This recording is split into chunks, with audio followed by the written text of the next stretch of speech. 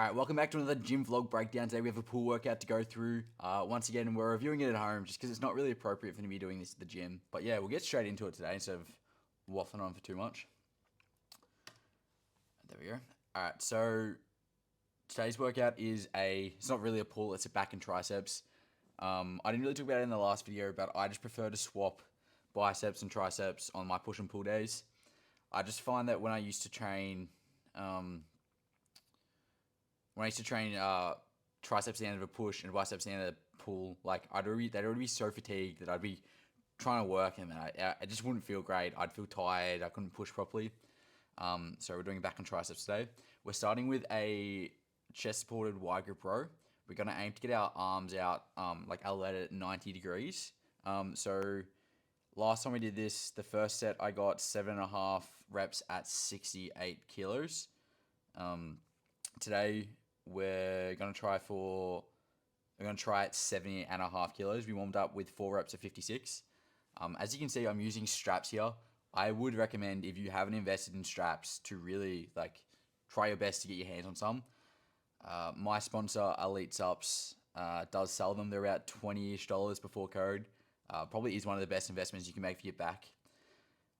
So here what you can see is I've tried to bring the seat all the way back, like the pad for your chest, and load the seat down as much as I can. I'm just waiting for the music to drop. So what straps will do essentially is they tie your wrists and your forearms to the machine. And what that means is it's not as important for you to be able to hold on to the bar essentially. Here we go. So I lean back to get started and then just try my best to row it back behind me, pinning my scapulas together and then controlling the eccentric. I talk a lot about bodybuilder tempo. It's the same thing here. Explosive up, pause for a second at the top, and then control all the way down. Here I do get a bit of a stretch here. Once again, I don't really know where I sit with muscles being worked at the long lengths. I know they're more it's more fatiguing, but this just feels good, so I like to do it anyways. As you can see here, as we get as we get through the set, it gets harder to pull it up, and I'm just trying to get as far as I can. I'm okay sacrificing a bit of form to get a little bit extra range of motion, and we've got a few partials at the end there. So for that set, we got 7 reps, which is pretty good considering I got 7.5 at 68. That's a pretty big jump up. All right, so for the second set, last time I got 6.5 at 68 kilos, so we're staying at 70.5. What was I saying? So I used to only have, when I used to do push-pull legs, I used to only have one pull workout, and then as a result, it's very common for most people to be lat heavy on their pull workouts because that's what you see most of, and then lat pull down, lat biceps row, that's very common, and as a result, my upper back was very underdeveloped. So I would wholly recommend getting a PPL-A and a PPL-B, and you interchange what you do on those workouts. So on push A, you might do chest, shoulders, and triceps, and you focus on chest. And then on the B, you focus on shoulders, you start with that. All right, so we're going here, and the same as before, just really trying to focus on that bodybuilder tempo, bringing it all the way back, but also letting my shoulders roll forward at the end and get a bit of a stretch. And then so on your pull A, you can focus with your lat, start with a lat pull down, and on pull B, like we're doing today, start with a chest supported wide grip row, just to toast those traps and rhomboids. See here, I'm really trying to focus on intensity. It helps when the camera is on, I'll be honest. I like to think I always train hard, but when you know the camera is watching you and the video is going to be posted to social media, it does help a little bit with your perceived effort. Yeah, okay, so I got 5 reps there. So 7 and then 5 at 70.5. I'm gonna move on now. So as you can see, I'm still on the crutches. Really, at home, I'm not needing to use them, but when I'm out in public, just for kind of safety reason, I'm using one still, just because it gets pretty swollen, my knee, and it's better off to have some support there if I need it rather than none at all. So what we're doing here is a 45-degree row. I like to do it with these neutral grips. They're kind of wide out, so I can manage to stay on that 45 degrees and minimize the lat involvement. So if you're training your back with your rows, there's essentially 3, 4-ish different hand variations you can use. So you got your wide grip 95-degree row, which is primarily like your upper back, your high traps, upper traps. Sorry, last time we got 7.5 at 66, so we jumped up to 68. And the same as before, trying to bring the scapulas back, shoulder blades back, controlling them on the way down, and getting a bit of a stretch. Then you got your 45 degree, which is more rear delts, kind of mid back. And then you have your neutral and your underarm, which depending on like how close it is to your body, if it's flat out, it's gonna be more upper back. But if you bring it in closer to your body, kind of like rubbing your elbow against like your lat, I guess it's gonna be more lats. So here I don't love this variation. It's quite hard. The resistance profile feels weird, but sorry, someone's calling me. That's all good. Yeah, what did I get there? I got 8.5 reps. So we got an extra rep and we upped the weight. So I move on. We're doing a rear delt fly. This is not necessarily a back movement, but your rear delt does like help make up your back. I used to do the TNF Classic. Look it up if you haven't never seen it before. That's what first made me fall in love with kind of training rear delts. Last time I did this, I got 7 at 59 kilos. So today we're doing 59 again. We warmed up with 4 at 54. So I never used to be able to feel my rear delts when I trained them until I tried the TNF Classic, and I then developed that kind of mind muscle connection. Mind muscle connection is not overly important. Like at the end of the day, like if you're doing a movement that works a muscle in a specific way, like it's going to train that muscle, it's going to work that muscle, but it does help, and the TNF Classic helped me get there.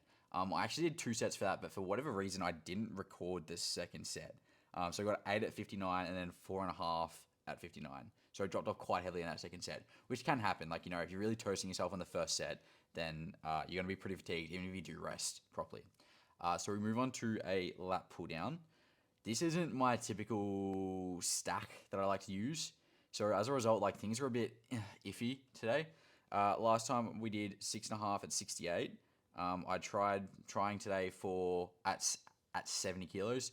So as you can see, I'm using the straps again, just removing my forearms. Like I don't want them to be a problem. They're kind of small, but like I can train them later on.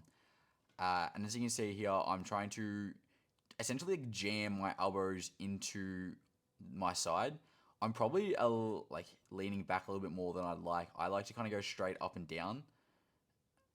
It just feels better for me, but on this occasion, I'm not doing that for whatever reason. So here, I know I say like don't do partials, long length partials for the lat pull down. We got 6 reps at 70. Because it's up the top, it's primarily chest and tricep movement. But sometimes I kind of just get caught up in it, and it's like, oh, I wonder if I can get another rep, and you end up doing kind of partials. All right, so we go again for the second set, using our straps, strapping up nice and tight, so we can focus on just isolating the back. So back to that mind muscle connection thing. Sorry, what did I do last time? Last time I did 7.5 at 63 kilos. The 70 kilos was too much for me, and this machine was a bit different, so I didn't really know what I was doing. So I dropped it down to 60, which, as you can see in this, was probably too much of a drop down for me. Well, watch this. It's kind of too light from the get-go. I don't like doing light sets because then I feel like there's too many other factors. Like you get like the burn, like the lactic acid burn or the pump, and it can be kind of confusing. So as you can see here, I kind of go like, oh, am I close to failure? And realize like, no, I'm not. And that happens a fair bit. It's like I get kind of like stuck halfway, and I'm like, what is going on? And I realize like, no, you've just got these other things that you're not used to. Keep pushing through, Jack. So yeah, we just keep pushing as hard as we can. Yeah, and we got 10 reps there. Could have got another one there, maybe, but I think I kind of confused myself. Like I got myself out of the mindset at the start of like going as hard as I can, which is sometimes really important for me. So I didn't actually train triceps on this day. The day before I filmed a lot of extra stuff for like chest movements, and as a result, my triceps are feeling kind of trash. I get this feeling in my arms when I can tell like they're too fatigued.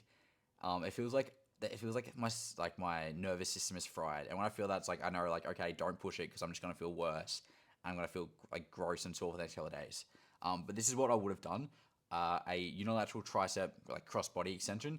I loop the my straps through the carabiner and then grab on the other side. It doesn't remove like your grip strength technically, but it protects your hands and just makes it a little bit easier to grab onto. Yeah, and I find I mentioned earlier, but training triceps with back has been really beneficial. They don't feel toasted. I feel like I can really like take them to town properly. As you see here, I'm just same thing as always. I always preach it, bodybuilder tempo. Just control what your form looks like, and that way when you try to track your progressive overload, it makes it easier because you know like what you're meant to do. Like you can't go like as I said I said last time. Did I actually get an extra rep, or did I just like lose all my form? So we're pushing through here.